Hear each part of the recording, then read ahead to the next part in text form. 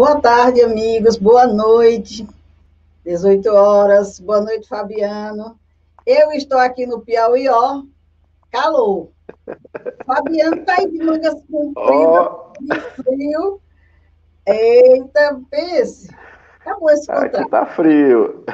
Coisa boa. Estamos no mesmo país, mas cada um no seu clima, né? Não Esse é? Que momento coisa também na interessante, né? minha, graças a Deus.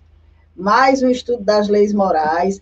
Fabiano, eu acho esse estudo, essa terceira parte do Livro dos Espíritos, uma das partes assim imprescindíveis para o ser humano. Porque não é à toa que dela se originou o Evangelho segundo o Espiritismo, né? E não só pela moral do Cristo, mas pela moral, pelas orientações que essa terceira parte traz para o ser humano, para nós seres humanos, nos esclarecendo acerca da vida. Eu acho que esse é o momento. Não dá para a gente esperar outro momento, não. O momento é esse. Então, o nosso intuito é justamente esse: estar aqui trazendo da doutrina espírita informações extremamente importantes para esse momento de transição. Esse estudo é um estudo maravilhoso e, com certeza, quem acompanha sabe disso, o proveito que traz.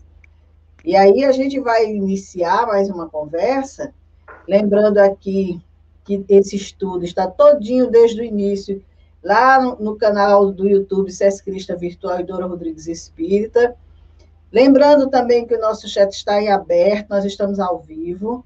Para quem quiser participar, quem quiser perguntar, quem quiser contribuir, esse nosso estudo somos nós dois aqui na telinha, mas os nossos amigos que vão entrando, eles também têm um espaço, têm a fala.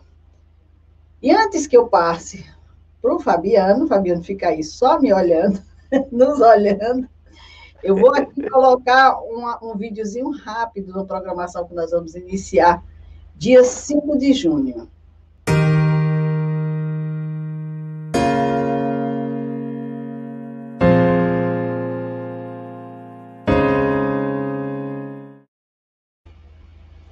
Essa programação, Fabiana, eu estou apostando nela, justamente pela obra maravilhosa, como você sabe, Jesus no Lar, e também porque vai ser um momento de conversa entre famílias, vamos dizer assim. Porque a obra é tudo isso, né? As questões que dizem respeito à família, o cotidiano da família, Jesus ali conversando com os apóstolos, cada um colocando suas situações, o seu dia a dia, e a gente vai ver o quanto essa obra toca de perto a todos nós. Mas não é só essa, não. Dia 6, no domingo, nós vamos iniciar a obra Pensamento e Vida. Porque no papo Eita. primeiro a gente vai encerrar a obra Vida e Sexo. Só faltam 2 capítulos. E aí, terminando a obra Vida e Sexo, nós vamos iniciar a obra Pensamento e Vida já no dia 6. Então, junho já vai ser início de atividades mesmo. Essa obra Jesus no Lar e a obra Pensamento e Vida. E se prepare que você é um dos convidados para vir conversar conosco sobre essa obra. Estaremos. Mas, sinto Vai ser um muito, grande prazer e um seja desafio. Parnaíba, seja muito bem-vindo à nossa sala virtual. Ok, Dora, boa noite a todos.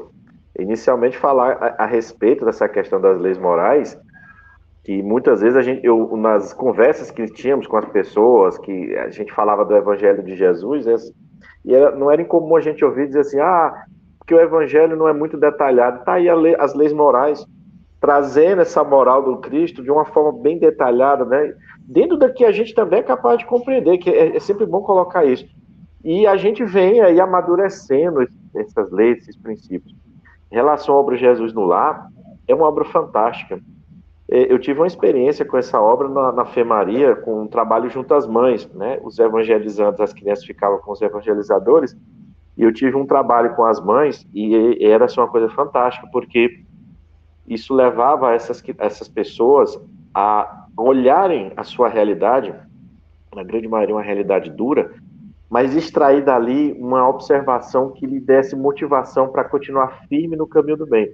Com os defeitos, com as dificuldades, mas aquela semente sendo incutida, ela, e nos momentos mais críticos, as pessoas diziam, mas eu me lembrei daquela lição, eu lembrei daquela colocação da colega em cima da obra, e eu não falei, eu não xinguei, eu não fiz, eu não briguei. Olha, então isso é um resultado fantástico. Isso é uma mudança muito grande, né? Então a gente tem que realmente continuar. E o livro Pensamento e Vida, quer dizer, é a cartilha que é estudada no plano espiritual de uma forma, como eles sempre dizem, para a gente compreender.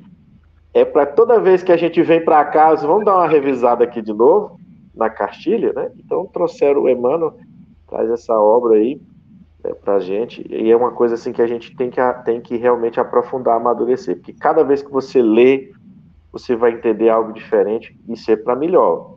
Claro, você pega uma situação adversa, que não é incomum para nós, mas você vai transformar aquilo e dizer assim, mas se eu mudar o pensamento aqui, se eu direcionar a vontade a cá, eu vou conseguir melhorar assim, eu vou conseguir dar um passo adiante, e quem sabe na encarnação eu dou o pulo, né, que eu preciso, ou então eu me preparo para o pulo na seguinte, né, nessa caminhada, Dora. O propósito do SESC Cristã Virtual é justamente isso, é apresentar a doutrina espírita naquilo que ela tem de melhor, aquilo que chama mesmo as nossas necessidades diárias, para que a gente possa se perceber dentro dessas orientações. Então, a gente vai estar aqui, se Deus quiser, com esse propósito, de levar essas informações a quem acessar, os lares, de forma que possa levar algum conforto, algum consolo, algum esclarecimento. Mas, Fabiano, você tem, assim, uma retrospectiva rápida para fazer do estudo passado? Bem rápida, Dora. Em relação ao estudo passado, acho que a grande colocação aqui que a espiritualidade nos deixou essa é sobre o que é útil e o que é supérfluo, né? É sabermos dar os limites, sabemos buscar exatamente aquilo que nós precisamos. E o supérfluo, que a gente às vezes cria, né? Que aí não é incomum, a gente acaba criando muita coisazinha que a gente acredita que é essencial, e a gente pode ter, acabando por criar um condicionamento em cima do supérfluo, e isso nos atrapalha. Porque se eu acreditar que eu dependo de algo que não é essencial, eu vou pôr obstáculos à minha caminhada, à minha evolução, à minha forma de pensar, à minha forma de lidar com o próximo, né? Então a grande lição que eles nos deixam aqui é exatamente... E o exemplo do árabe que foi colocado, né? Ele está no deserto, então todo recurso que ele tem que bem utilizá-lo, porque senão ele vai passar necessidade no local em que ele não teria ali, por exemplo, ele só as condições de criar, por exemplo, recurso, uma plantação, algo desse tipo. Sabemos que hoje a nossa ciência avançou ao ponto de fazer dos desertos algo produtivo, né? O que é um grande passo também nesse ponto do progresso, não somente intelectual, mas do progresso moral. Apesar da ainda a gente ter essa relação muito material, muito comercial, muito no dinheiro, mas é exatamente aí que começa. É os primeiros passos, vai se moldando a situação, até que um dia a gente vai chegar numa sociedade em que a gente não vai estar preocupado com o ganho material, mas com o ganho moral, com o ganho de auxiliar alguém, né, de nos sentirmos felizes e agraciados por auxiliar as pessoas. Com certeza. Então, nós podemos começar? Podemos, né? Então, nós paramos aqui, nós vamos iniciar a partir da questão 706, né? Sim. Que a gente ficou. Então, na questão 706, Allan Kardec pergunta, só um detalhezinho antes de começar, que você frisou aí a questão do estudo, que nós estamos aqui aparecendo, mas que as pessoas também podem participar, lembrar que a doutrina espírita, ela é de livre interpretação. A gente interpreta aqui a resposta, mas as pessoas também vão colocar as suas opiniões conforme elas entendem. Tanto que se você pegar, por exemplo, a mesma mensagem, ou aliás, um mesmo assunto do Espiritismo, e você lê Emmanuel, você lê André Luiz, você lê Joana de Anjos, né?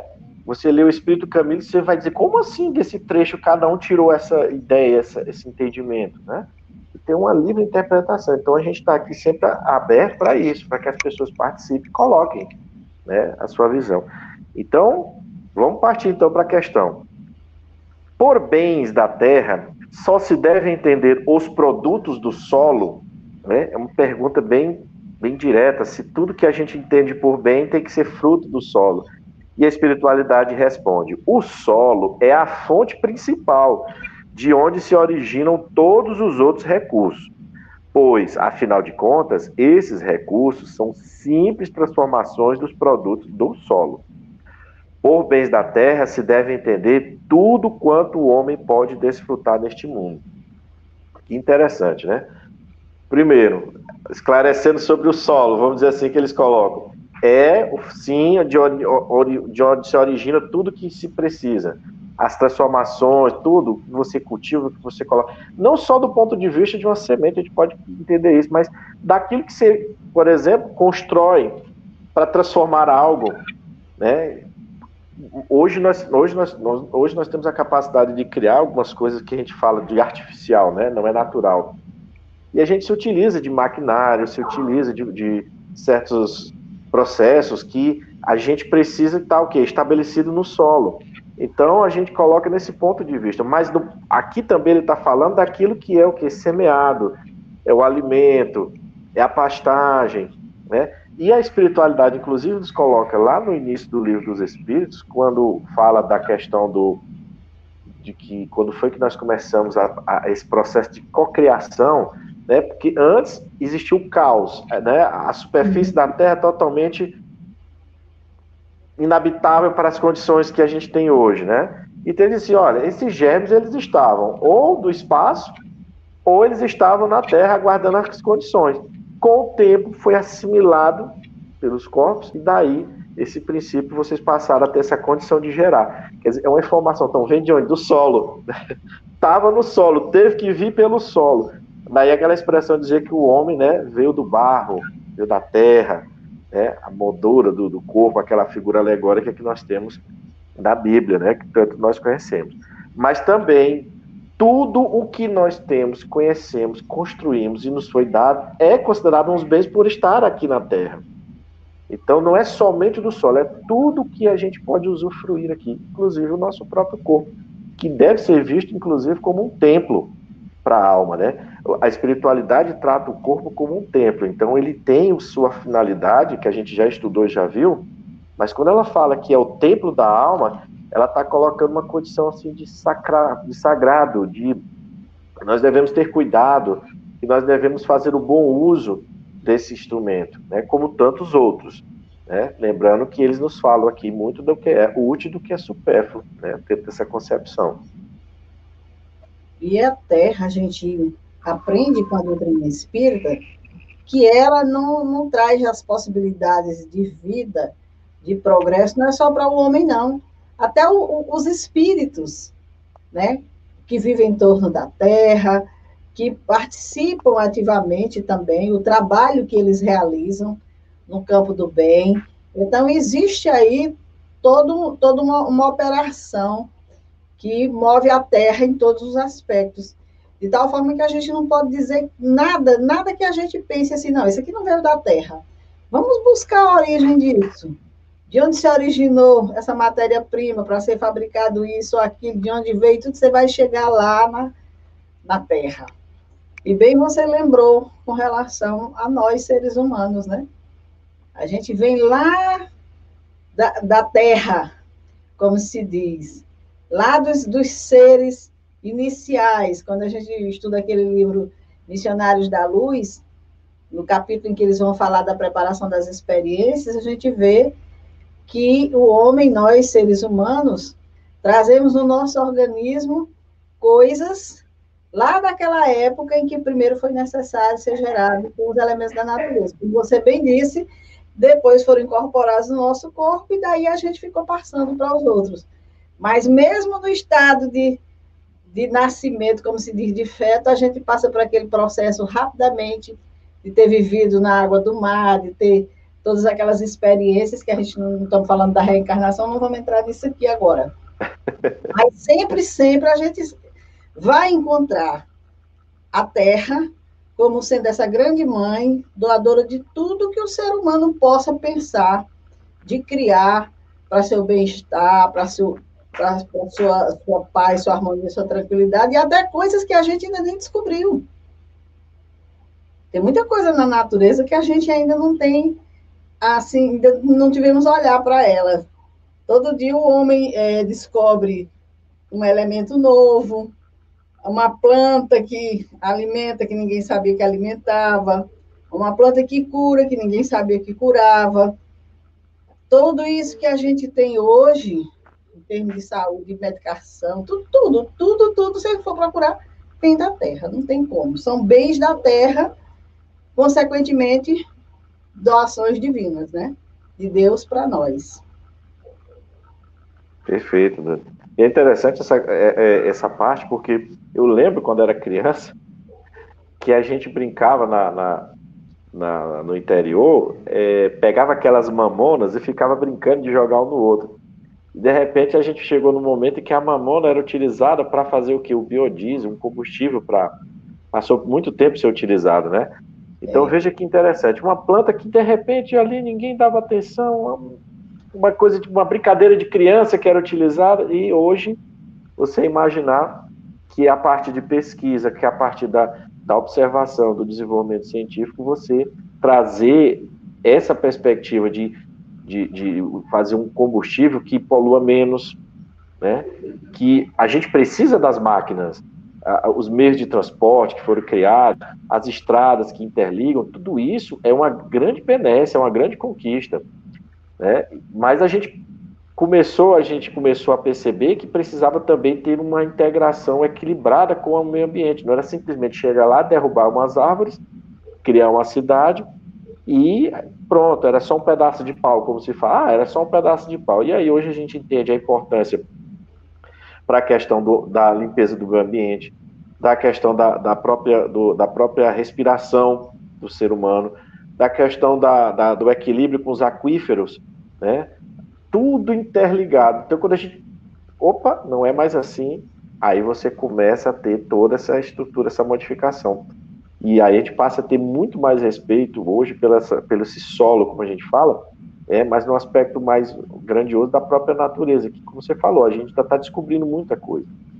Nada disso que está aqui, não, ela tem uma utilidade. O Criador não colocou nada aqui de inútil.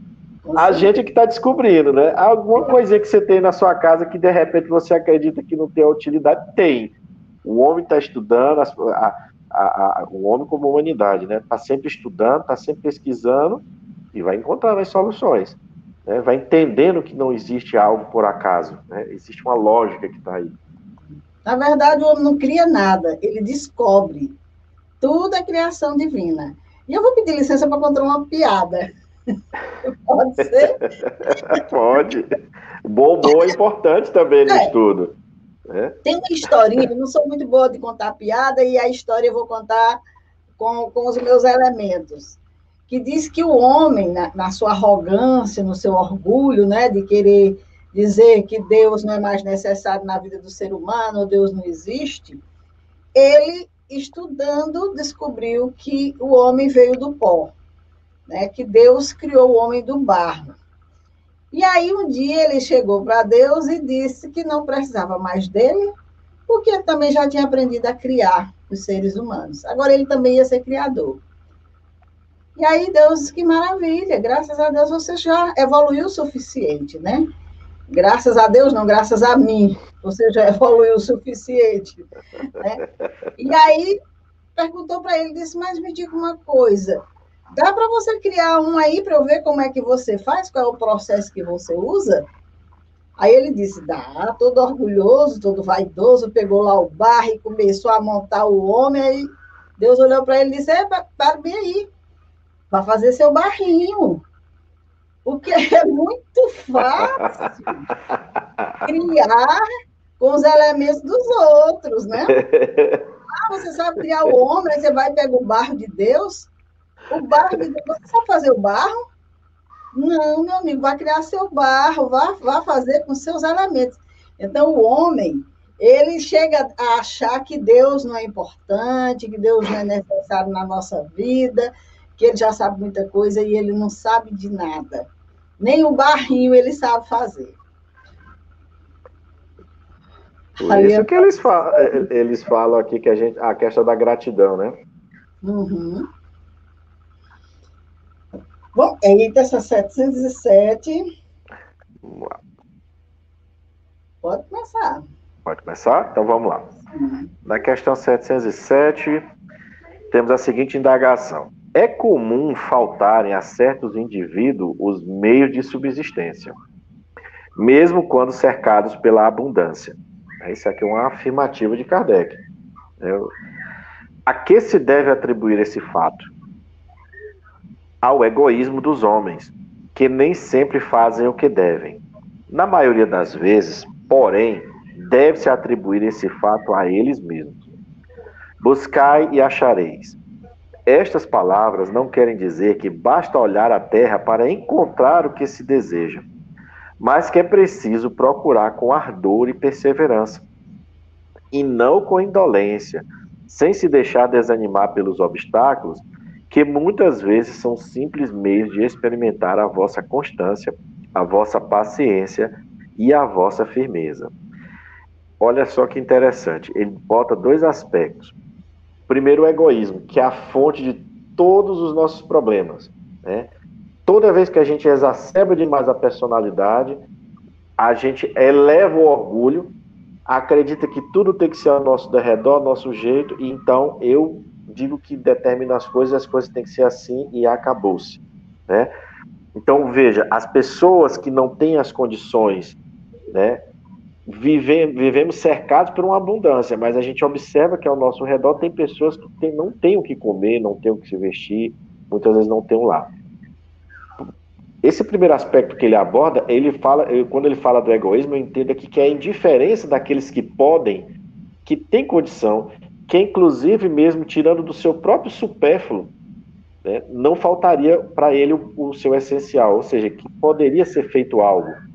Mas, ao mesmo tempo, ele fala da atitude da criatura perante a vida, de simplesmente achar que não deve fazer, que alguém tem que dar, eu prefiro pegar do que já está pronto, né? Muitas vezes eu faço isso de forma ilegal, né? Eu não me disponho ao trabalho, porque a gente vai observar no comentário aqui de Kardec, só fazendo uma rápida menção, que a civilização ela se desenvolve, né? Ela cria necessidade, mas ela cria oportunidades.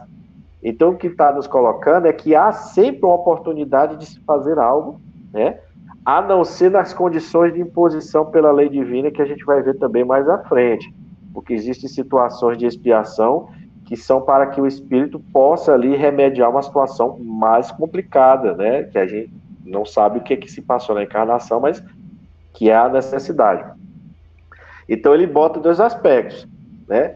Essa indiferença da pessoa que tem dos que tem condição, dos que são bem aquinhoados, e essa falta de interesse. Então, quando você une os dois, o que acontece? Aquele que já não está tão disposto a dar, ele observa isso, não, ele não quer, ó, tá vendo? Se eu vou dar aqui, eu vou gastar à toa, né? E o outro diz assim, ele não me deu, por que eu vou querer então trabalhar, ele não me dá oportunidade? Então, tem que buscar. E essa busca, é natural que a gente fique tentando entender como é que uma pessoa numa situação A, numa situação B, ela consegue sobressair. Ora, se a gente parte do princípio que somos espíritos e somos individualidades, trazemos uma bagagem, Deus nos respondido na questão 704, ele nos dá as condições para que a gente encontre a forma dessa subsistência, de ter. Então, alguma coisa eu tenho que me permite fazer e ter em troca, porque estabelecemos a moeda como o nosso sistema de troca, né? Para que eu tenha algo, para que eu compre algo, foi estabelecida a moeda, eu consiga angariar esses recursos. Então a gente vê muitas pessoas, por exemplo, lavando carros, é a pessoa que se dispõe a limpar as propriedades, é a pessoa que se coloca, mesmo naquele serviço que para nós é rude, assim, mas é essencial ali. E ali ele consegue estar. Então ele se dispõe. Se ele se dispõe, alguém vai olhar e ter a necessidade daquele serviço, né? Nós também vemos, então, é uma relação de troca que precisa ser vista. Preciso buscar, mas eu também tenho que ter um pouco mais de misericórdia, saber analisar, porque a gente costuma sempre ouvir e até mesmo julgar, dizendo assim, se está nessa condição é porque nunca quis nada na vida, então tem que ficar aí mesmo. Não é assim também, né? Não, pobreza não significa desonestidade, né? Como riqueza significa santidade. Às vezes as pessoas sempre colocam que alguém é abençoado na vida quando tem muitos recursos materiais. a pessoa pode ter recursos materiais pela via ilegal. Ela pode ser uma pessoa corrupta, ela pode matar alguém que é dono daquela propriedade para herdar a herança. Então, onde é que está aí a bênção divina nisso? Não. Então, a gente tem que partir dos princípios morais. Então, nós estamos vivendo esse momento, e aí eu vou deixar para abordar um pouquinho mais na frente, porque isso entra nesse ponto da transição planetária também. Né? É um ponto que a gente não pode deixar de certa forma, abordar. Acho que daqui para frente isso vai ficar um pouquinho mais acentuado, porque a gente vai chegar lá nós estamos nos aproximando desse entendimento, porque as pessoas perguntam assim, mas será que a humanidade de hoje é melhor do que a de ontem? Eu disse, rapaz, dá uma olhadinha na nossa condição hoje, no que nós somos hoje, e bota aí há uns 1000 anos atrás aí. Nós melhoramos. Não quer voltar para esses 1000 anos. Nós progredimos. Agora, o que é que acontece? Transição está em movimento. Tem uma geração aí saindo e outra chegando. Então, elas estão aqui se encontrando. Né? E essa geração que está chegando, as pessoas acreditam que é só espíritos vindo de outro orbe. Não, esses estão vindo para dar um empurrão. Para nós, aqui, que estamos em evolução no planeta, a gente se melhore e continue aqui numa condição de um mundo mais feliz. O que não quer é aquele que está com o coração endurecido, que faz o mal, porque ele gosta de fazer o mal, e não está nem um pouco a fim de mudar, não estão mais encarnando. Olha só, não estão mais encarnando. Então era para a coisa estar pior, se a gente acha que não está bom. Você imagina a quantidade de espíritos que já não devem estar aí, já sendo preparados para encarnar em um mundo de provas e expiação no seu início, o que já dá um alívio na psicosfera do planeta. Ainda existem? Existe, porque esses que estão ainda renitentes, de certa forma, é porque ainda tem uma oportunidade de encarnar, de se melhorar. Então, essas situações que a gente está vendo, esse choque de perguntar, poxa, eu vejo a benevolência, a misericórdia, a humildade, mas do lado eu vejo a guerra, o conflito.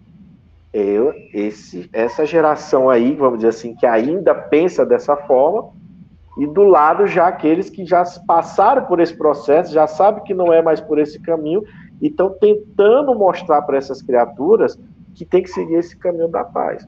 Porque já tem aí um germezinho divino falando, né, que, olha, é melhor suportar, vamos dizer, uma dificuldade, uma pena material, como a gente costuma colocar, uma dificuldade financeira, uma situação qualquer, do que a gente revidar ao ponto de causar um dano a alguém. Porque a gente vai ter que responder. Nós estamos falando aqui, não é como juízo, não. A gente está falando do que a lei divina nos é comprovada através do Evangelho e através do Espiritismo e da própria experiência que a gente vai observando. E a ciência está chegando nisso, quando fala da lei de causa e efeito. Está chegando nessa relação da transmissão do pensamento. Então, daqui a pouco a coisa vai se consolidar e aí a gente vai dar um passo muito forte na direção desse progresso moral. E agora, você quer comentar Kardec? Olha, essa parte aqui é muito interessante. Como eu tinha falado, que ele diz que ele fala da questão da civilização, de criar necessidades e mais também surgem oportunidades. Eu destaquei 2 pontos aqui, Dora, no livro, que ele fala assim: para todos há lugar no sol, mas com a condição de que cada um ocupe o seu, e não o dos outros. A natureza não pode ser responsável pelos vícios da organização social, nem pelas consequências da ambição e do amor próprio. Então, olha que importante isso. Não tente tomar o lugar de alguém. E eu vou te falar aqui uma coisa que aconteceu recentemente. Eu não vou citar nomes, mas é um absurdo isso. E quem ouvir e for da área sabe que isso não é incomum, né? Mas o que acontece? Às vezes tem profissionais, né? Isso aconteceu na área da saúde. Tem profissionais que eles querem fazer seu nome à custa de tirando pacientes de um outro, fazendo o famoso cambalacho com a clínica para que aqueles pacientes sejam direcionados para a pessoa. E isso é muito errado, é extremamente antiético, é amoral. Primeiro, aquela criatura é paciente, está se tratando, então aquele médico já conhece as situações, conhece os problemas. Salvo que aquele médico, por alguma razão, não pudesse mais atender, seria diferente. Mas você tirar, desviar, Isso é errado. E isso você vai ver na advocacia, você vai ver no serviço público, você vai ver nas empresas privadas, nos grandes conglomerados empresariais. Isso é uma coisa que... Por que isso? Porque nós estamos dando ainda muita razão a essa matéria. É esse amor próprio, entendeu? É essa ambição que Kardec está falando. Os vícios da organização social não podem ser atribuídos à natureza. A natureza está aí para a gente aprender, desbravar, saber dominar os aspectos dela, traduzir isso em benefício para a gente. Ah, não, mas é porque aconteceu, do vento derrubou, aí eu fui lá, caí em cima lá do meu carro, e aí eu aproveitei lá, o carro, se caiu em cima do carro do vizinho, como o carro do vizinho não prestava mais, eu fui lá e peguei as rodas do carro. Uai, a minha esposa não gosta quando eu digo, uai, tu não é mineiro, tu é piauiense. A gente acaba pegando aqui uns vícios. Mas você está falando, Fabiano, as situações chegam a tais estados graves, que isso acontece às vezes em acidentes nas estradas, aonde um carro tomba com uma carga, o motorista muitas vezes até desencarna naquele momento, e as pessoas estão preocupadas em pegar a carga, né? Pegar a carga. Quer dizer, aí a gente reclama de A ou B, mas o que a gente faz também? Isso também é invadir o espaço do outro, é querer tirar do outro, é querer trazer para si mais e mais. E aí Kardec está muito certo. Como é que a natureza vai dar de igual para igual para todos? Tem para todos, como bem foi dito. Os espíritos disseram, a natureza ela produz o suficiente para todo mundo no planeta. Mas com esse instinto de trazer para si tudo o que acha que quanto mais, melhor, aí a coisa fica difícil. Fica muito difícil. Muito difícil. Dora, e tem um outro aspecto aí dessa questão, que ele colocou entre parênteses aí a questão 534, como referência aí nessa resposta também, né? Uhum. E essa questão 534 é exatamente sobre a intervenção dos espíritos no mundo corpóreo. E lá está falando, a pergunta que Kardec faz é se os espíritos que são causadores de nossos infortúnios, de algumas situações em que a gente, por exemplo, não consegue melhorar na profissão ou no emprego. Seriam essas situações, vamos dizer assim, né? Além de outras. E eles dizem que muitas vezes sim, mas na maioria das vezes é pela própria imprudência, imperícia, de seguir um caminho que não é o seu. Então, veja só, tem a minha atitude aqui de querer fazer algo que não está na minha natureza. Eu vou forçando a barra em algo porque eu estou mais preocupado em atender essas questões de amor próprio, de posição, de status, entendeu? E não sigo aquilo que está na minha natureza e que eu me propus para poder fazer o quê? Um benefício à sociedade, né? Mas existe também, logicamente, os espíritos. Agora, eles... O que um espírito faz, como a gente chama, um espírito que obsedia, um espírito que não quer o bem? Por que ele me alcança? Porque eu dou exatamente esse combustível para ele. Eu dou essa conexão, eu dou essa linha, essa transmissão para ele fazer o quê? Ter acesso à minha mente e me conduzir. Normalmente é alguém vinculado a você que não te perdoou, que é um antigo comparsa de atitudes do passado, está tentando te trazer de volta. Ele acredita que você não é esse cordeirinho aí, não, você é isso aqui, ó, vamos para cá. Então, não, a obsessão não é somente no ponto de vista de causar um mal assim, de querer destruir, mas de querer que você volte para um hábito de vida. O espírito precisa, logicamente, aí nesse caso, de ser rompida essa conexão, ou que essa conexão ela sirva de auxílio para ele também. Então a gente tem aí uma via de mão dupla nessa relação encarnado e desencarnado, que também tem que ser levada nesse aspecto. Mas veja só, a espiritualidade não nos exime da responsabilidade que eles estão dizendo, mas na maioria dos casos é o próprio homem que não segue a linha correta, não segue aquilo que tem que ser feito, não dá ouvido aos bons conselhos e derrapa, né, nessa via. Eu ouvi de uma médica amiga, certa vez, ela comentando que estava dando aula de medicina e os alunos perguntaram para ela qual a área da medicina que dava mais dinheiro.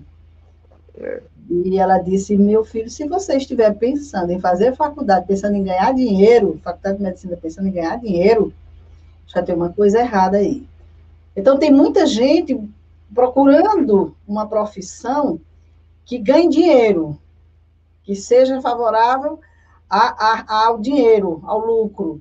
Ao E muitas lucro. vezes essas pessoas vêm com uma outra possibilidade reencarnatória, alguma coisa. Aí, daí a gente vê muitos profissionais mal colocados, porque, como você bem citou, esse que está tentando trazer os pacientes dos outros, ele está preocupado em ganhar dinheiro. Será que ele dá o atendimento que esse paciente tinha com aquele outro amigo, com aquele outro médico amigo, né? Então, assim, essa questão da gente querer assambarcar as coisas dos outros, e isso não fica só na profissão, não. Quem faz isso faz em outros setores também. Ele sempre está se vendo primeiro a ele, o egoísmo na frente, e ele vai sempre nessa batalha de trazer sempre para si tudo o que ele tem interesse. Perfeito. Dora, só para finalizar essa questão, eu queria só ler aqui um rápido Sim, parágrafo da Revista Espírita de 1862, que diz assim: é uma mensagem que está do médium, senhor C, ele não se identifica o nome, né? Mas o que é que o Espírito fala? Que a pequena importância relativa que deveis ligar às coisas terrenas não vos impeça de considerar os vossos deveres materiais como sérios. Temos a importância, tem a sua importância, né? Cometeríeis uma falta gravíssima aos olhos de Deus se não vos entregasseis conscientemente aos vossos trabalhos cotidianos. Nada se deve desprezar do que saiu das mãos do Criador. Deveis desfrutar, em certa medida, dos bens materiais que ele vos concedeu.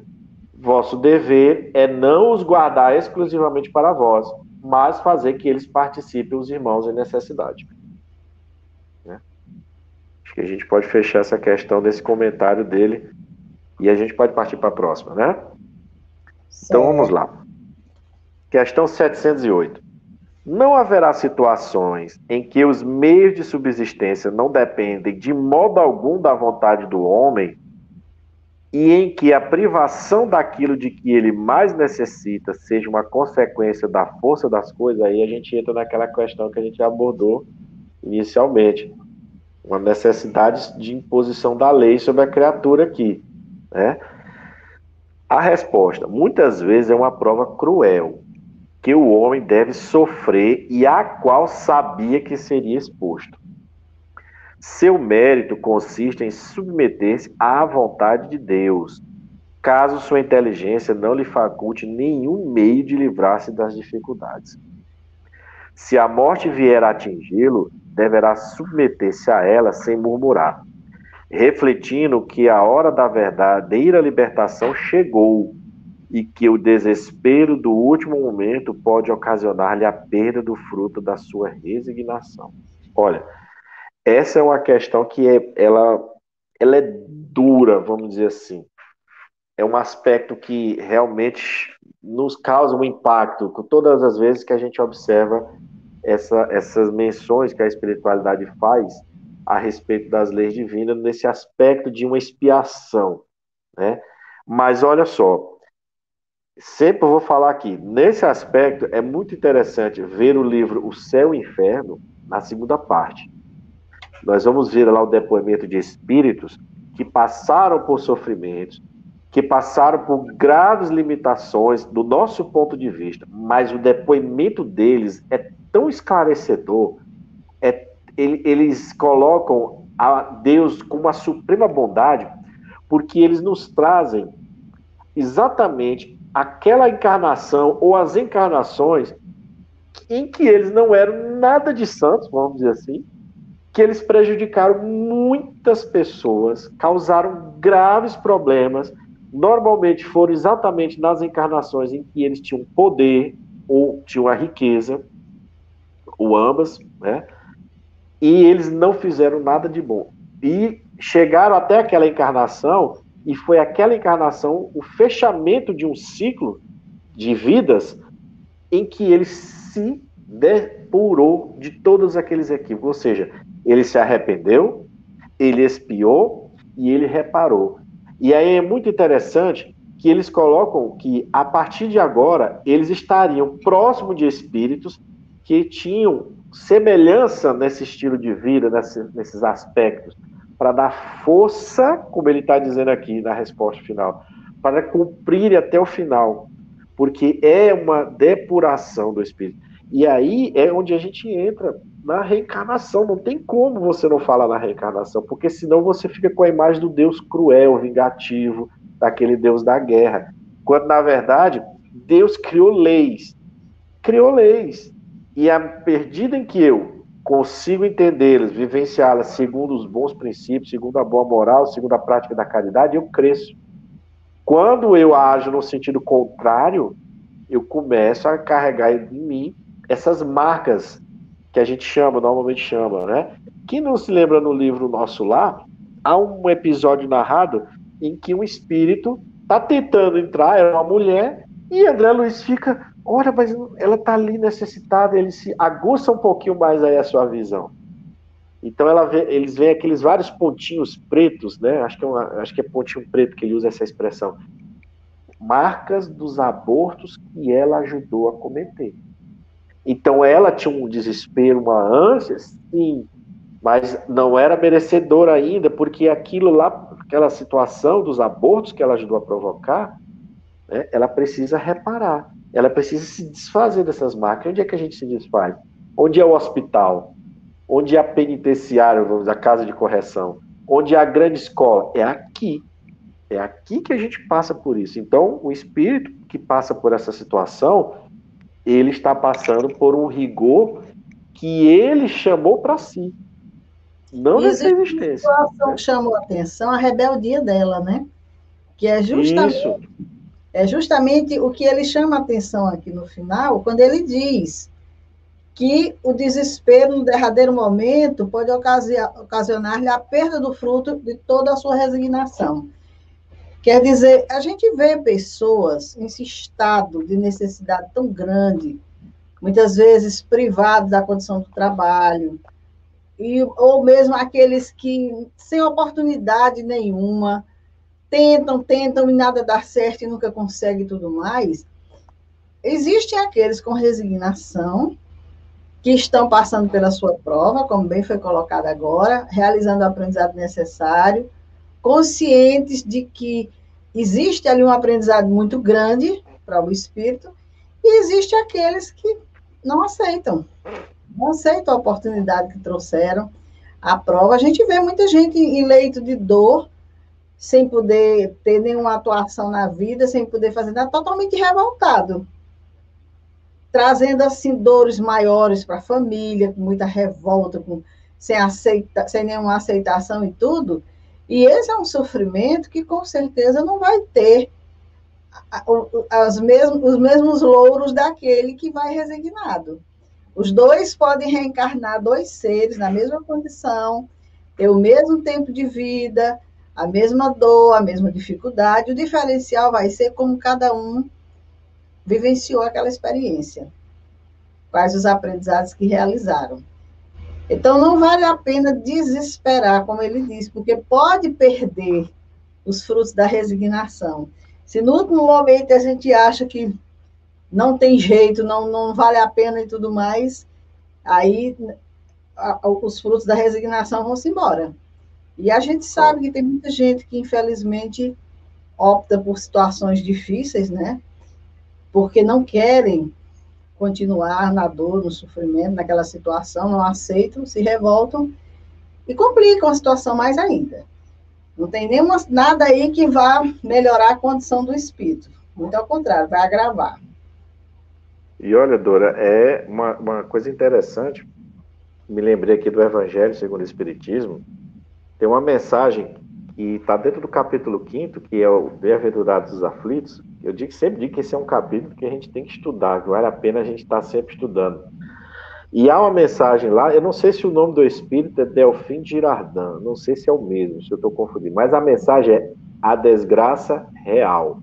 Uhum. E ele vai apontar exatamente a desgraça real como justamente o contrário, como a boa vida aqui, que a gente fica iludido, que a gente se apega, que a gente acaba alimentando um egoísmo, a gente acaba entrando na sensualidade, a gente não é dizendo que isso é uma regra, mas ele está colocando que essa condição, pela nossa própria situação de necessitados que somos, ela pode nos colocar em uma prova que nem sempre a gente vai ter o êxito. Não, podemos ter o êxito? Podemos, não é que não vai ter. Mas o que ele está nos mostrando, e é uma forma também de dizer para aqueles que estão em sofrimento agora, que foi exatamente naquelas condições que ele está colocando da desgraça real, que é a gente se iludir com esse momento agora, que é a gente se fixar aqui, que levou a estar exatamente agora. Olha, esse seu sofrimento aí não é nada mais, nada menos, porque quando você tinha isso tudo que você está querendo agora, você fez errado. E isso vem, essa revolta que você falou, que muitas vezes a gente observa naquelas criaturas que não têm a mínima condição, realmente, como é colocado na questão de ter a sua subsistência, a espiritualidade diz, é expiação. Pode ir atrás que ali é uma expiação, né? Que ele está precisando suportar aquela situação ali. Ele precisa lidar com aquilo.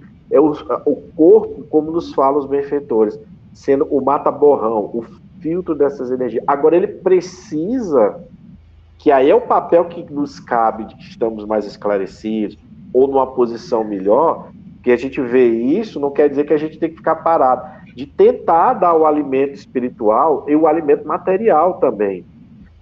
Compete-nos também essa parte, não é simplesmente, não, tá espiando, fica aí, é bem feito para ele, tem que... Não, eu tenho que também ir lá, se eu estou vendo e presenciando, não é uma prova para mim, para ver se eu tenho uma abnegação, se eu sou capaz de fazer a caridade, como eu disse que ia fazer a caridade quando eu vim, porque eles falam, ele já sabia que ia passar por isso, o espírito já sabia que ia passar por isso.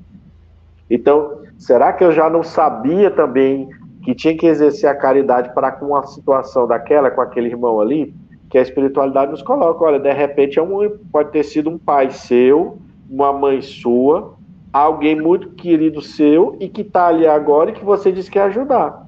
E aí a gente acaba indo pela indiferença. Por isso que a gente tem que fazer o esforço. Mesmo que tem uma mensagem que é de São Vicente de Paulo, está no Evangelho, mas aquela mensagem ela é muito maior, ela está na Revista Espírita, não lembro qual ano. Ele diz assim, se você está com vontade de dar, dê. Se você sentir o impulso de dar algo por aquela pessoa que você se compadeceu, dê. Mas vai fazer baúza. Aí é problema da pessoa. Você fez a sua parte. Você contribuiu para aliviar. Se ele vai usar aquilo de forma equivocada, aí já é a responsabilidade dele. Já é ele que não está sabendo aproveitar a oportunidade que foi concedida a ele de um alívio. De repente era aquela oportunidade do alívio que poderia se transformar num salário, se a pessoa buscasse, que é o que a mensagem que ele nos colocou também. Mas se não está afim, se ainda não despertou, uma hora ele vai conseguir. A providência divina vai colocando exatamente a criatura dentro daquilo que ela criou. Então nós somos criadores dessas situações que estamos hoje vivendo. E a gente está hoje mais esclarecido e tendo a oportunidade, a condição de suportar isso, de tentar agora fazer o quê? O trabalho inverso. De evitar a guerra, o conflito, a briga, o derramamento de sangue, de evitarmos que a gente seja indiferente, que a gente não seja mais caridoso, ou seja, tudo que a gente pregou antes porque estávamos iludidos com a matéria, agora a gente está tendo uma condição psíquica, moral, intelectual de fazer o contrário. Por isso que o espírito é muito cobrado. Por isso que o espírito é muito cobrado. E todos aqueles que despertaram, não é somente o espírito, mas todos os que despertaram são cobrados nessa responsabilidade, porque já compreende o que é certo e o que é errado melhor do que a maioria de algumas pessoas. Não somos melhores, compreendemos talvez melhor do que muitas criaturas, não são todos, mas então isso nos traz uma responsabilidade no que a gente pensa, no que a gente fala, no que a gente faz. Somos perfeitos, não podemos errar, pelo contrário, senão a gente estava num mundo feliz. Nós temos o direito, vamos dizer, o direito de errar, mas nós temos o dever de corrigir, porque já temos consciência, errei, eita, não era, poxa, estava me dizendo, não era para ir por aí, eu fui. Agora eu vou ter que remediar isso aqui, vou ter que ajustar isso aqui. Não é remendar, não, é remediar mesmo. A gente não tem mais essa prerrogativa de remendar. Não, remenda aqui para mais na frente. Não, é remediar. Porque a gente sabe que se não remediar agora, a gente vai ter que ficar tomando injeção. E tem gente que não gosta de tomar injeção, né? Eu Costumo comparar isso. Eu estava vendo uma mensagem de Emmanuel na semana passada falando sobre a questão da fé, e ele dizendo que o católico, o evangélico, que não forem bons católicos, que não forem bons evangélicos, que não fizerem aquilo que Deus orienta através da sua religião, quando chegarem no mundo espiritual, vão se deparar com a realidade e Deus vai conceder a eles a oportunidade de retornar para um novo aprendizado, no outro formato, onde eles possam fazer diferente. Mas o espírita, esse vai ser chamado a atenção. Esse vai ser chamado a atenção porque ele recebeu demais. E aí, além da oportunidade de voltar para aprender as questões, ele vem também com o compromisso do trabalho. Ele vem também com o compromisso de se recompor diante de si mesmo através da dor, do sofrimento, do trabalho, porque ele sabia muito mais. E é justamente isso, nós estamos com a oportunidade grandiosa, mas se a gente não souber fazer valer essa oportunidade, vai ser um peso muito grande para nós no nosso retorno. Daí a gente está aqui tentando, através dessas leis morais, perceber o quanto tudo que a gente faz, tudo que a gente realiza aqui na Terra, no nosso trabalho, na nossa vida de relação, por onde a gente, tudo tem um peso, tem uma responsabilidade. Tudo é criação divina, tudo está posto aí para a nossa evolução, para nos auxiliar no nosso progresso, na nossa melhoria, na nossa transformação. Aí a gente pega tudo isso e usa para oprimir o outro, para dificultar a vida do outro, para tirar dele aquilo que é necessário. Aí você imagina aí o tamanho dos comprometimentos que a gente vai adquirindo ao longo da vida. Então, esse estudo das leis morais é justamente para nos dizer. Ele não vem apontando o dedo, ele não vem condenando, mas ele vem mostrando o que são as leis estabelecidas por Deus, onde ela se encontra, porque não é algo assim que a gente possa estar distante, eu vou... Não, está aqui na nossa vida de relação, no que eu faço, no que eu penso, da forma como eu ajo, de tudo. Então, é importante a gente conhecer, é importante a gente aprender. Fabiano, foi um prazer conversar com você, é sempre um prazer. Rapaz. Na quinta-feira, estar aqui com você, com os nossos amigos que nos acompanham. O prazer que é meu. Mas nós temos um tempo e eu quero agradecer a sua disposição, a sua boa vontade, que ela nunca falte, que você possa estar sempre conosco às quinta-feiras, participando do nosso trabalho, porque você não tem noção do quanto é uma grande ajuda para essa nossa tarefa, o quanto a gente precisa desse comprometimento dos amigos, porque não é fácil. Às vezes a gente pensa em fazer uma tarefa, como tem umas aí que a gente está conversando, querendo, mas nem todo mundo tem tempo, nem todo mundo pode se comprometer e tudo mais. Eu sei que você não tem tempo, mas é assim, a gente fica cavando no tempo uma brecha e vai se encaixando, não é isso? Nada, tem tempo sim, rapaz. A gente se organiza. Aqui às quintas-feiras já está institucionalizado. A Ciele diz assim: hoje é seu trabalho com a Dora, né? Você não vai falhar, não. Comigo não, porque a Dora é competente, ela sabe o que ela faz. Presta atenção, olha o compromisso com isso.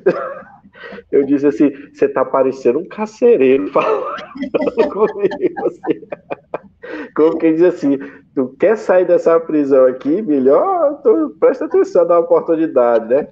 Dora, para mim é que é um grande prazer, é uma satisfação, é um aprendizado, é uma porta que se abriu, quer dizer, a gente estava mais próximo, aí estava em Teresina, mas como a gente fala, agora nós estamos sempre a uma tela de distância e isso permite que a gente contribua melhor e aprenda mais. Então, eu sei que tenho algo a dar, eu tive uma época, você sabe que acho que chamam ele de bispo.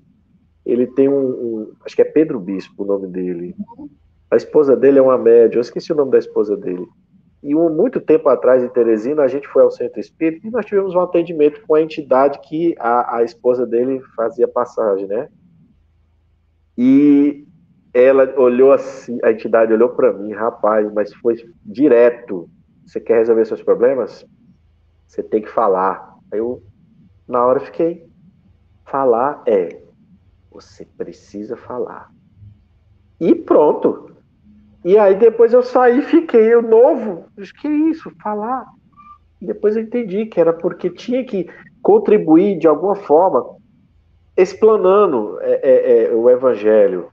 Talvez, vamos lá, em algum momento eu fui um contraditor ferrenho. E agora eu tenho que fazer o contrário. Eu tenho que agora usar o evangelho, levar, ajudar, no mínimo que seja, mas eu tenho. Então, se eu tenho que falar, a porta está se abrindo, eu tenho que aproveitar a dor. Então, o grande beneficiado aqui também somos nós aqui, porque trabalho junto à espiritualidade a gente sabe que é sério, a gente sabe que os benfeitores cumprem o chamado, né? Da parte deles nunca vai faltar o apoio, mas a gente tem que continuar buscando. Tem que continuar buscando. Então, para mim é um grande prazer. Eu lembrei, rapidinho eu vou contar isso, de que há muito tempo atrás um irmão me disse: minha filha, você tem como contribuir com a doutrina fazendo mais do que você faz. Você tem meios para isso. Na época, eu trabalhava com um site de notícias. Você dispõe dessas novas tecnologias, você pode trabalhar a divulgação da doutrina, você tem um campo imenso para trabalhar. E eu fiquei, mas de que forma que eu vou fazer isso? E aí eu tentei, botei uma coluna espírita lá no site, mas não dava certo, era misturado com notícia de polícia, disso e daquilo. Fechei o site, aí veio a pandemia. Começamos esse trabalho aqui e só aí eu vim entender que realmente tinha como auxiliar e muito. O canal está aberto.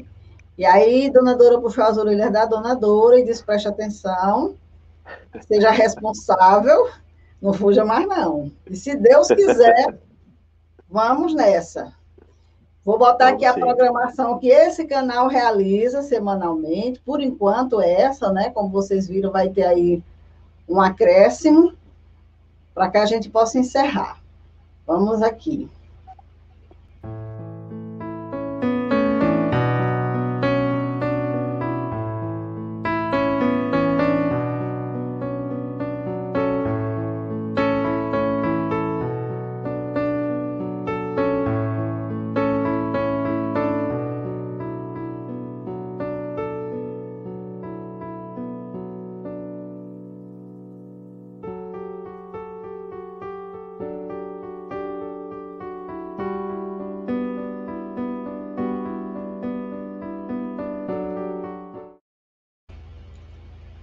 Boa noite, gente. Muito obrigado. Para aqueles que vão acessar depois, se Deus quiser, um bom dia, uma boa tarde, uma boa noite. A gente se encontra na próxima quinta-feira, se Deus quiser. Muita paz, grande abraço.